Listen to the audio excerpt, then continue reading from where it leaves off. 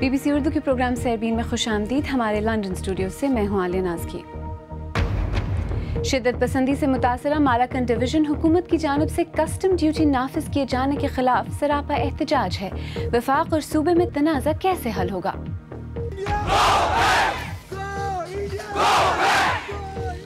India کے زیر انتظام کشمیر میں سیکیورٹی فورسز کے ہاتھوں ہلاکتوں کے بعد احتجاج، متعدد علاقوں میں کرفیو نافذ. اور سائنسدانوں کا کائنات کی تسخیر کی جانب ایک اور قدم، 25 ٹریلین میل دور ہمارے نظام شمسی سے نکل کر دوسرے نظام شمسی تک پہنچنے کے ارادے.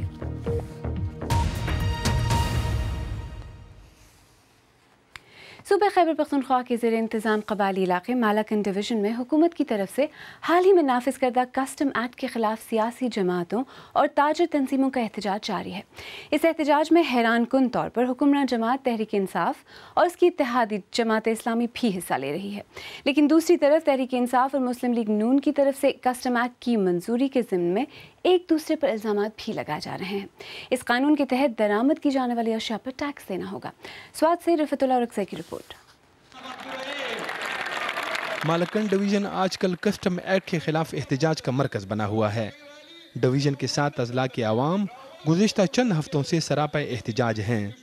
ان اضلاع میں کسٹم ایکٹ کے خلاف اب تک کامیاب شٹر ڈاؤن اور پیا جام ہڑتالی کی گئی ہیں، جس سے یہ احتجاج ایک کامیاب تحریک میں تبدیل ہوتا نظر آ رہا ہے. اس احتجاج میں تشدد کا عنصر بھی شامل ہو گیا ہے. کسٹم ایکٹ کے خلاف احتجاج کرنے والے مظاہرین نے بٹخیلا کے مقام پر قائم کسٹم کلکٹریٹ کے دفتر کو آگ لگائی اور وہاں توڑ پھوڑ کی. مالاکنڈ ڈویژن میں کسٹم ایکٹ کے نفاذ کے ضمن میں یہاں ہر کوئی ایک ہی بات دہراتا ہے کہ چونکہ یہ علاقہ شدت پسندی اور قدرتی آفات سے بری طرح متاثر رہا ہے، لہٰذا یہاں کے عوام کو ہر قسم کے ٹیکس سے چھوٹ دی جائے. لیکن سوال یہ ہے کہ کیا حکومت یہ مطالبہ ماننے کے لیے تیار بھی ہوگی کہ نہیں، کیونکہ ماننے کی صورت میں اسے مزید مشکلات کا سامنا پیش آ سکتا ہے. مالاکنڈ ڈویژن میں اسمگل شدہ گاڑیوں کا کاروبار عرصے دراز سے عروج پر ہے، جبکہ ان گاڑیوں پر کوئی کسٹم ڈیوٹی وصول نہیں کی جاتی. صوبائی حکومت کا دعویٰ ہے کہ نان کسٹم پیڈ گاڑیوں کا دہشت گردی کے واقعات میں استعمال روکنے کے لیے اس ایکٹ کا نفاذ کیا گیا تھا. تاہم اب صوبائی اور وفاقی حکومتیں اس معاملے پر ایک دوسرے کے خلاف سیاسی بیان بازی بھی کر رہی ہیں. ہم یہ مطالبہ کرتے ہیں وفاقی حکومت سے کہ وہ اس ٹیکس کو فی الفور واپس لے اور یہاں کی گاڑیوں کو ریگولیٹ کرنے کے لیے ان کو ٹیکس فری درآمد کی اجازت دے. ڈیوٹی فری وہاں کی گاڑیوں کو اجازت دے دے، ان کے معاہدے کی پابندی بھی ہو جائے گی اور یہاں کی گاڑیاں بھی ریگولیٹ ہو جائیں گی. کسٹم ایکٹ کے خلاف جاری احتجاج سے بظاہر لگتا ہے کہ اس فیصلے پر عمل درآمد کرانا مشکل نظر آ رہا ہے، لیکن سوال یہ ہے کہ وفاقی اور صوبائی حکومتیں کب تک جائز اور قانونی فیصلوں کو سیاسی مصلحتوں اور ووٹوں کی خاطر قربان کرتی رہیں گی. رفعت اللہ رکزئی، BBC نیوز، سوات. اور اسی بارے میں نامہ نگار رفعت اللہ رکزئی نے خیبر پختونخوا کی حکومت کے ترجمان مشتاق غنی سے بات کی اور ان سے پوچھا کہ یہ کسٹم ایکٹ والا معاملہ آخر یہاں تک کیسے پہنچا. ایپیکس کا کوئی 1 سال پہلے کا یہ ڈیسیژن ہے. اب ایپیکس میں وزیر اعلیٰ بھی ہوتے ہیں، مرکز کی نمائندگی گورنر کر رہے ہوتے ہیں اور فوج کے اعلیٰ افسران بھی ہوتے ہیں. تو اس میں یہ چیز زیر بحث آئی کہ اس دہشت گردی میں جو نان کسٹم پیڈ گاڑیاں ہیں یہ استعمال ہوتی ہیں، پھر ان کے مالکوں تک پہنچنا بھی مشکل ہوتا ہے کہ ان کا کوئی ریکارڈ پروونشل گورنمنٹ کے ساتھ نہیں ہوتا سینٹرلائز. تو انہوں نے یہ تجویز کیا کہ اس کو ٹیکس نیٹ میں لایا جائے. خیال ہمارا یہ تھا کہ اس ریجن کے اوپر کوئی کسی قسم کا فیڈرل ٹیکس نہیں لگایا جا سکتا، کیونکہ گورنمنٹ کا، مرکزی حکومت کا یہ معاہدہ موجود ہے. جب ضم کر رہی تھی یہ ریاست جو تھی سوات اور چترال اور دیر، ان کے ساتھ یہ ایگریمنٹ تھا کہ آپ کے اوپر کوئی فیڈرل ٹیکس نہیں لگایا جائے گا. ابھی آپ نے کہا بھی کہ یہ جو ہے ایپیکس کمیٹی میں یہ فیصلہ ہوا تھا، تو تاثر یہ ہے کہ یہ فیصلہ آپ لوگوں نے کیا تھا، یعنی صوبائی حکومت نے کیا تھا. دیکھیں، ہم اپنی سمریاں جو with in the province move کرتے ہیں چیف منسٹر صاحب کو، تو وہ راستے میں 2-3 ڈپارٹمنٹ آتے ہیں. वो एग्जामिन करते हैं उनको, एकदम हमारी समरी उठा के किसी महकमे की चीफ मिनिस्टर के पास नहीं चली जाती, उसको लॉ जो है वेट करता है, उसको फाइनेंस देखता है, अगर इस इस्टेब्लिशमेंट का कोई ताल्लुक है तो वो उसको करते हैं और ऑब्जेक्शन लगाते हैं, वापस भेज देते हैं कि ठीक करके भेजें। अब ये जो केस है इसमें उनको एग्जामिन करना चाहिए था कि आप तो टैक्स लगा ही नहीं सकते, एपेक्स ने कहा कि लगा दो, लेकिन आप तो नहीं लगा सकते कि आपका एग्रीमेंट मौजूद है। और हमें हैरत इस बात की है कि प्रेसिडेंट ऑफ पाकिस्तान का ऑफिस इतना सोया हुआ है कि उसको उस मुआहदे का क्या इल्म नहीं है। तो आप लोगों को भी पता नहीं था जब ये टैक्स लग रहा था, आप सारे एपेक्स कमेटी में तो सूबाई हुकूमत के वज़ीर आला साहब गवर्नर सब मौजूद थे ना। हुआ कि इसको लगाएं और मरकज़ को भेज दें, दे विल एग्जामिन।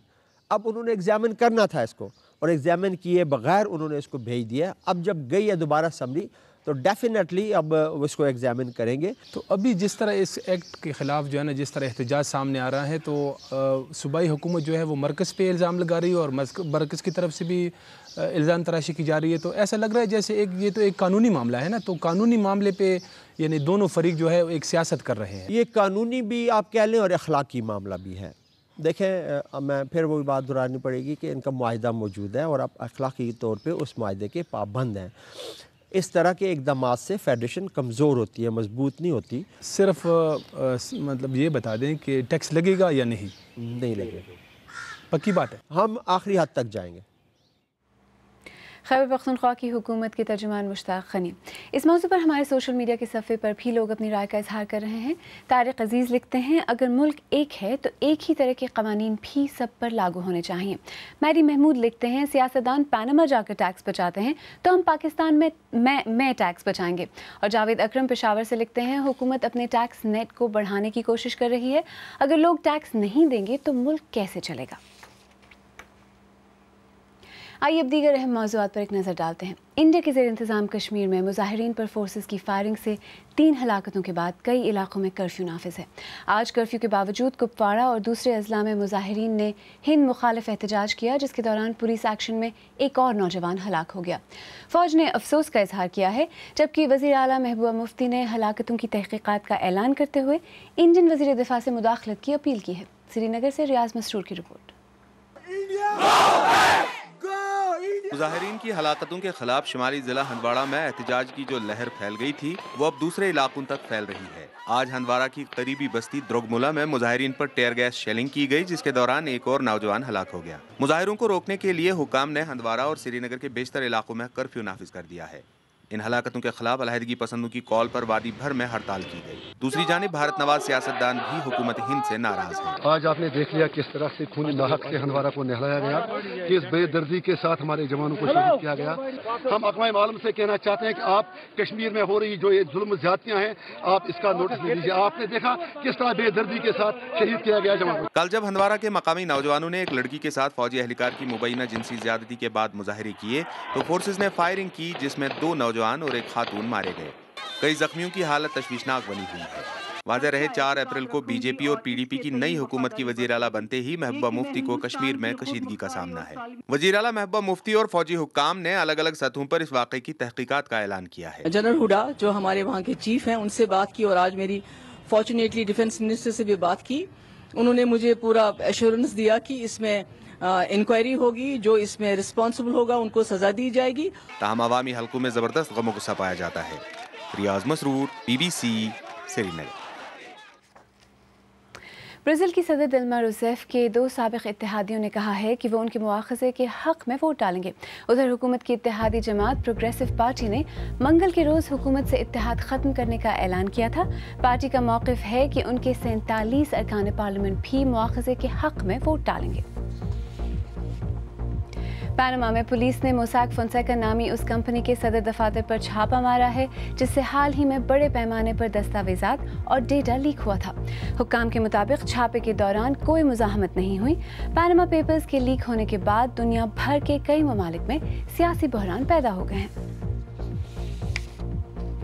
70 साल कबल हिमालय में लापता होने वाले दूसरी जंग अजीम के अमरीकी फौजियों की बाक़ियात इंडियन हुक्काम ने अमरीकी वज़ीर दिफ़ा एश्टन कार्टर के हवाले कर दी हैं। ये बाक़ियात हुक्काम ने इंडियन जंगलात में एक तवील सर्च ऑपरेशन के बाद दरियाफ्त की।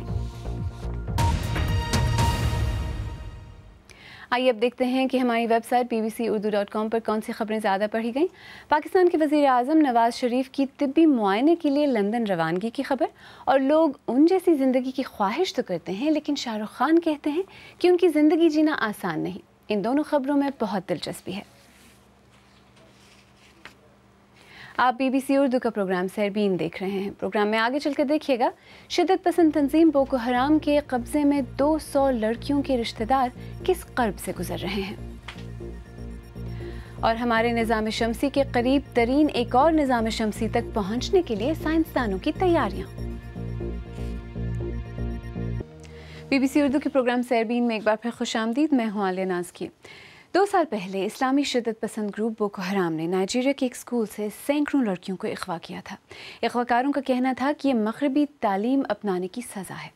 عالمی سطح پر مذمت اور حکومتی افواج کی بڑی کارروائی کے باوجود اب بھی 200 سے زیادہ لڑکیاں لاپتہ ہیں۔ ان لڑکیوں کا تعلق چیبوک قصبے سے ہے۔ BBC کے نامہ نگار مارٹن پیشنس نے اس قصبے کا دورہ کیا اور لڑکیوں کے والدین سے بات کی جو آج بھی اپنی بچیوں کی خبر کے منتظر ہیں۔ پیش کر رہے ہیں حسین عسکری۔ کسی زمانے میں چیبوک ایک چھوٹا سا قصبہ ہوا کرتا تھا، شاید ہی کبھی کسی نے اس کا نام سنا ہو، لیکن پھر بوکو حرام کے لوگ آئے اور یہاں سینکڑوں لڑکیوں کو اغوا کر کے لے گئے۔ اس رات کا خوف آج بھی اس قصبے پر چھایا ہوا ہے۔ یہاں آج بھی لڑکیوں کے والدین اپنی یادوں کو سمیٹے بیٹھے ہیں۔ انہوں نے لڑکیوں کا وہ سامان دکھایا جو وہ پیچھے چھوڑ گئی ہیں۔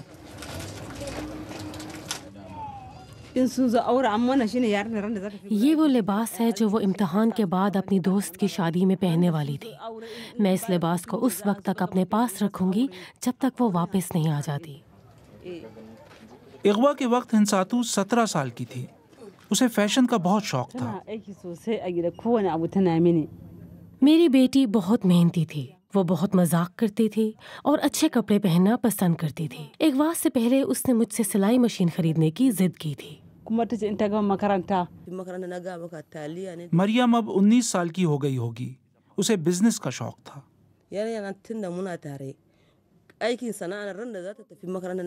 اس روز اسکول جانے سے پہلے وہ میرے کھانے کے اسٹال پر کام کر رہی تھی۔ اس دن اس نے $50 کمائے۔ وہ گراہکوں سے اچھی طرح پیش آتی تھی اور کام میں بہت ہوشیار تھی۔ یہ اس کے ساتھ میرے آخری لمحات تھے۔ میں دعا کرتی ہوں کہ میری بیٹی زندہ سلامت واپس آ جائے۔ لیکن اس روز ہوا کیا تھا؟ نائجیریا کی فوج نے ہمیں اسکول تک خصوصی رسائی دی جہاں سے لڑکیاں اغوا ہوئی تھیں۔ یہ خوفناک واقعہ یہاں سے شروع ہوا تھا جب اس احاطے پر بوکو حرام نے حملہ کیا۔ تمام کمروں سے لڑکیوں کو جمع کیا۔ یہ کمرے اب کھنڈر بن چکے ہیں۔ پھر انہیں ٹرکوں پر لاد کر جنگل کی سمت لے گئے۔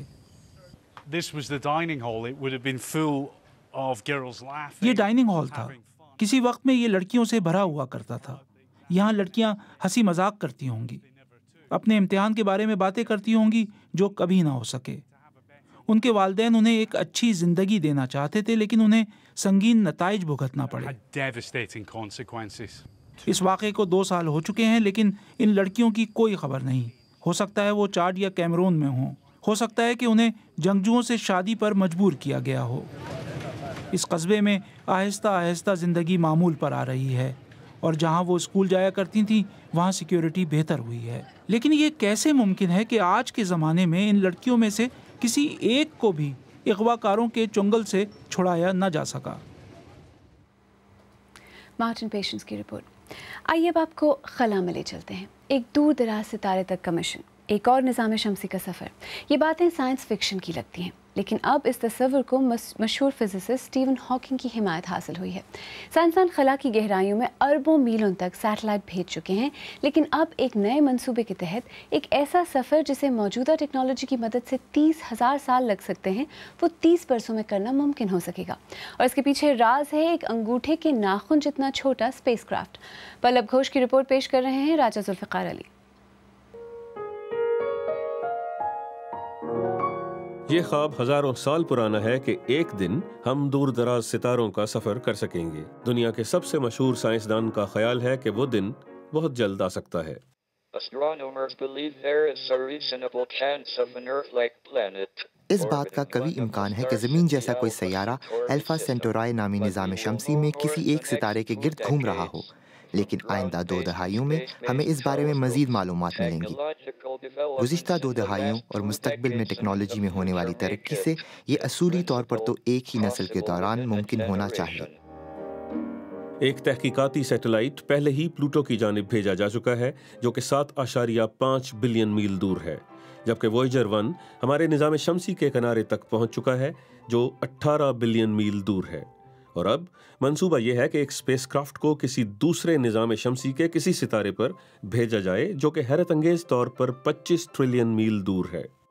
موجودہ ٹیکنالوجی کے استعمال سے ایک اسپیس کرافٹ کو ایسے کسی قریب ترین ستارے تک پہنچنے میں 30,000 سال لگیں گے، لیکن اگر ایسے اسپیس کرافٹ کو جو ویسے تو ٹرکوں اور گاڑیوں جتنے بڑے ہوتے ہیں چھوٹا بنا دیا جائے تو یہ سفر محض 30 سال میں طے کیا جا سکتا ہے۔ منصوبہ یہ ہے کہ ان چھوٹے خلائی جہازوں کو زمین کے مدار میں بھیجا جائے، ہر ایک کا سولر سیل یا شمسی بادبان ہوگا۔